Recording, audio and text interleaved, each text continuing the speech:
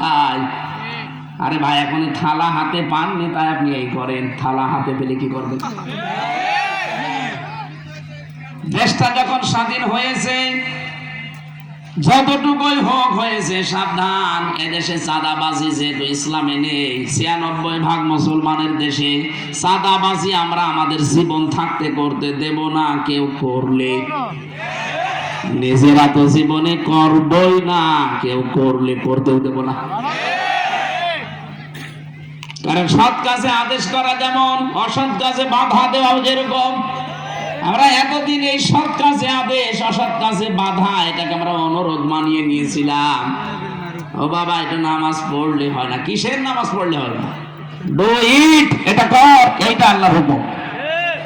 নামাজ দিয়েছেন আল্লাহ, আর ও সে ওখানে তেল মাখাচ্ছে। অবৈধ কাজ নিষিদ্ধ, বাধা দেওয়া লাগবে না। বাবাজি সাদা চাইতে নেই, সাদা চাইতে নেই মানে সাদা তো চাইতে পারবে না, চাইতে আসলে ঠ্যাং ভেঙে দেওয়া লাগবে।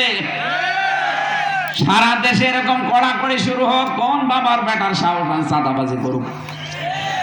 আমিরে জামাত ডাক্তার শফিকুর রহমান তিনি ঘোষণায় দিয়েছে, এদেশে আমরা চাঁদাবাজি করি না, কাউকে করতেও দেব না।